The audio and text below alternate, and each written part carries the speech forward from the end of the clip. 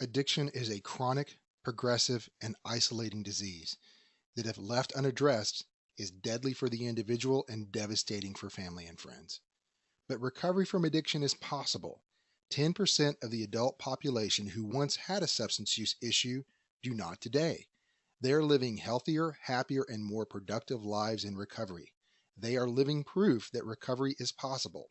And research shows that with the right supports, recovery should be expected.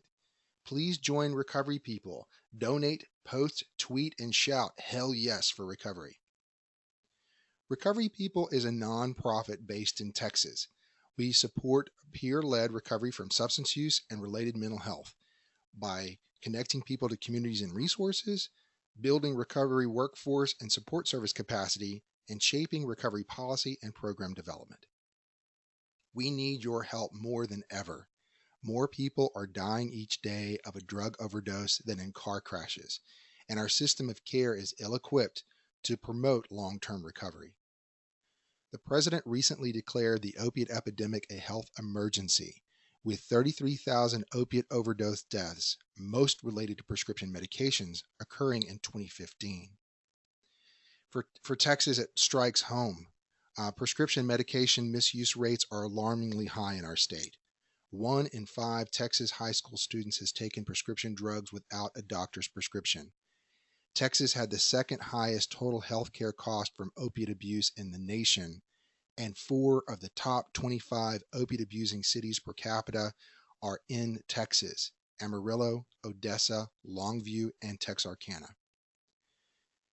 An even higher annual death toll can be attributed to alcohol-induced deaths and related liver disease. When you look at Texas traffic fatalities, nearly 50% are alcohol related. Overall, the annual cost of addiction in the United States is $740 billion in healthcare cost, criminal justice dollars, and lost productivity. 1 in 7, or about 40 million individuals ages 12 or older, have a substance use problem. That's more than Americans with heart conditions, diabetes, or cancer. And it's important to remember that it starts with our youth. 9 out of 10 individuals with substance use problems started using by age 18. And due to stigma, a lot of times they don't talk about it, but studies show that 1 in 3 families are impacted by addiction. Even when people are highly motivated to make a change, they oftentimes have to wait weeks or even months for services. They struggle accessing insurance and benefits, and they can't afford to pay out of pocket for the level and length of services that they need. A lack of access is oftentimes related to a lack of investment.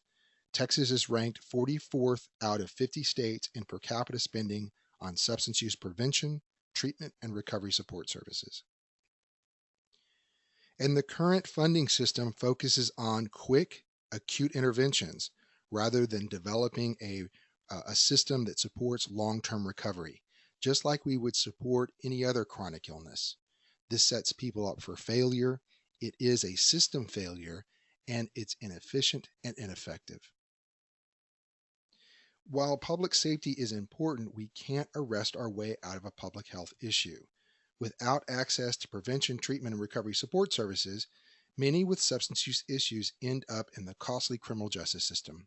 Upon release, they struggle, trying to learn how to live back in the community, much less learn to live a life of recovery, all while facing housing and employment barriers due to their criminal justice record. Nonviolent drug offenders would be better served in a jail diversion program where they can get the treatment and recovery support services that they need. Despite the complexity of this problem, recovery is a key part of the solution. According to Facing Addiction in America, the Surgeon General's report on alcohol, drugs, and health, which was published in 2016, as well as the final report of the President's Commission on Combating Drug Addiction and the Opiate Crisis, which was published in 2017. We can take a deeper look at the Commission's recommendation. Recommendation 46 specifically looks at recovery support services. We should be implementing guidelines and reimbursement policies for recovery support services, including peer-to-peer programs, jobs and life skills training, supportive housing, and recovery housing. If we take a look at recommendation 48, it specifically looks at recovery schools. We should be identifying successful collegiate recovery programs, including sober housing on college campuses, and provide support and technical assistance to increase the number and capacity of high-quality programs to help students in recovery. We've already mentioned recovery housing several times during the recommendations, but recommendation 51 specifically looks at recovery housing. We should be collaborating with the National Alliance for Recovery Residences to develop quality standards and best practices for recovery residences, including model state and local policies. I should highlight that Recovery People oversees the NAR state affiliate in Texas, which is responsible for certifying recovery residences in our state that meet national standards. Moreover, we should be identifying barriers such as zoning restrictions and discrimination against persons on medication-assisted treatment. All in all, the goal should be to expand the Texas recovery ecosystem. I'm talking about recovery community organizations, recovery community centers, recovery high schools and alternative peer groups known as APGs, collegiate recovery programs, recovery housing, sobriety centers, sober fund, and so much more. So say hell yes for recovery. Make a one-time or reoccurring tax-deductible donation anonymously or on behalf of yourself or your organization or in memory of someone at recoverypeople.org. We've provided several different suggested donation levels: advocacy level, supporter, champion, and visionary level. Your donation can really help. For example, a $50 donation will certify one recovery bed for a year. A $250 donation will sponsor one person to attend a recovery and resiliency retreat. A $500 donation will certify an entire recovery house for a year, and a $2,000 donation will train a recovery house manager to use best practices across their career. So join us in saying hell yes for recovery and visit us at recoverypeople.org.